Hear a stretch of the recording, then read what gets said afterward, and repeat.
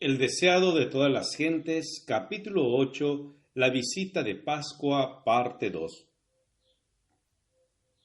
En aquel tiempo, una dependencia del templo servía de local para una escuela sagrada, semejante a las escuelas de los profetas.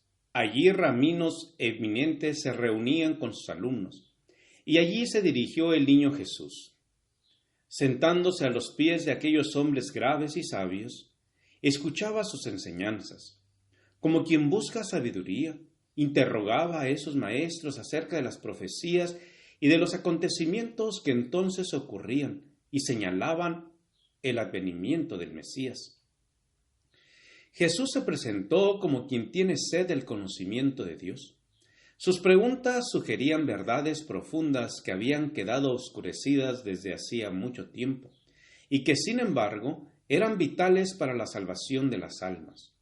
Al paso que cada pregunta revelaba cuán estrecha y superficial era la sabiduría de los sabios, les presentaba una lección divina y hacía ver la verdad desde un nuevo punto de vista. Los rabinos hablaban de la admirable exaltación que la venida del Mesías proporcionaría a la nación judía. Pero Jesús presentó la profecía de Isaías y les preguntó qué significaban aquellos textos que señalaban los sufrimientos y la muerte del Cordero de Dios. Los doctores le dirigieron preguntas y quedaron asombrados al oír sus respuestas. Con la humildad de un niño, repitió las palabras de la Escritura, dándoles una profundidad de significado que los sabios no habían concebido. De haber seguido los trazos de la verdad que él señalaba, habrían realizado una reforma en la religión de su tiempo. Se habría despertado un profundo interés en las cosas espirituales. Y al iniciar Jesús su ministerio, muchos habrían estado preparados para recibirle.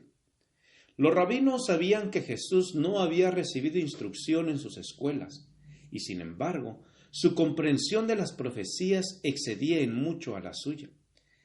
En este reflexivo niño Galileo discernían grandes promesas. Desearon asegurárselo como alumno, a fin de que llegase a ser un maestro de Israel. Querían encargarse de su educación, convencidos de que una mente tan original debía ser educada bajo su dirección.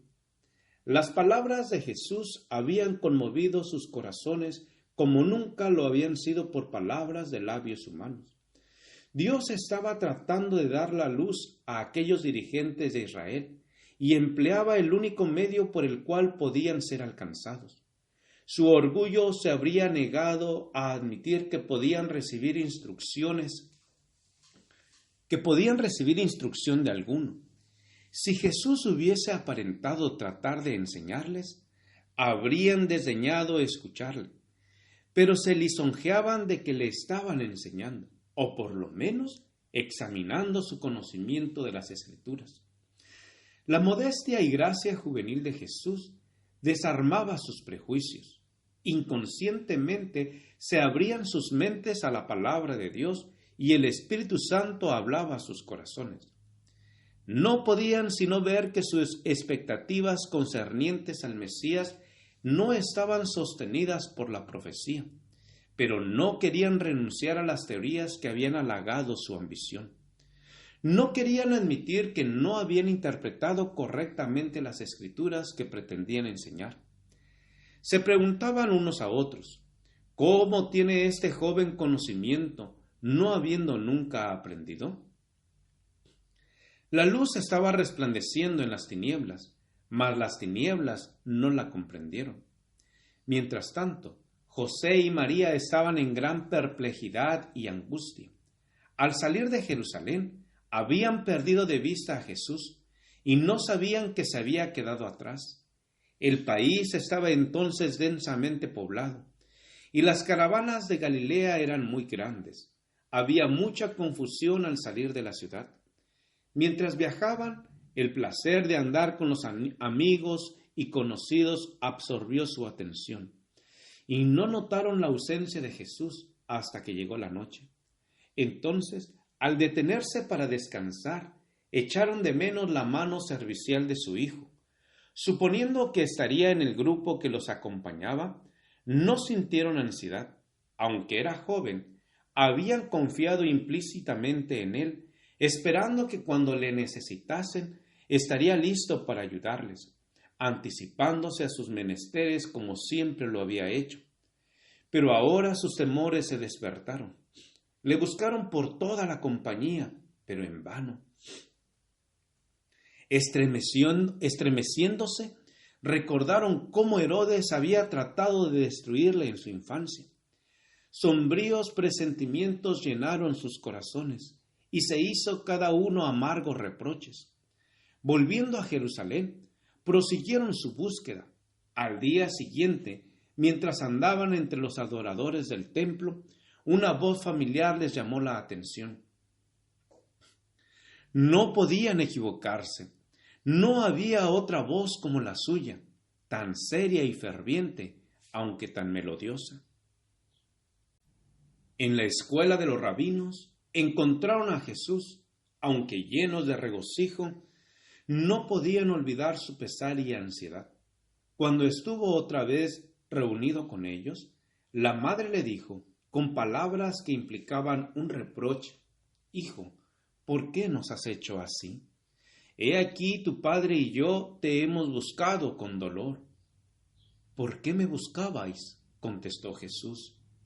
«¿No sabíais que en los negocios de mi padre me conviene estar?». Y como no parecían comprender sus palabras, él señaló hacia arriba. En su rostro había una luz que los admiraba. La divinidad fulguraba a través de la humanidad. Al hallarle en el templo, habían escuchado lo que sucedía entre sí y los rabinos, y se habían asombrado de sus preguntas y respuestas. Sus palabras despertaron en ellos pensamientos que nunca habrían de olvidarse. Y la pregunta que les dirigiera encerraba una lección. «¿No sabíais?», les dijo, «que en los negocios de mi padre me conviene estar?». Jesús estaba empeñado en la obra que había venido a hacer en el mundo, pero José y María habían descuidado la suya. Dios les había conferido mucha honra al confiarle a su Hijo.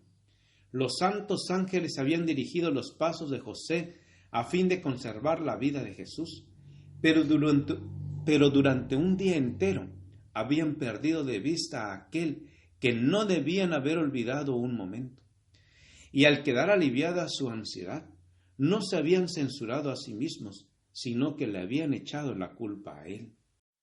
Gracias por escuchar este audio. Te invito a escuchar la siguiente parte. Jehová te bendiga y te guarde. Con aprecio, Pastor Juan Manuel Flores Espinosa.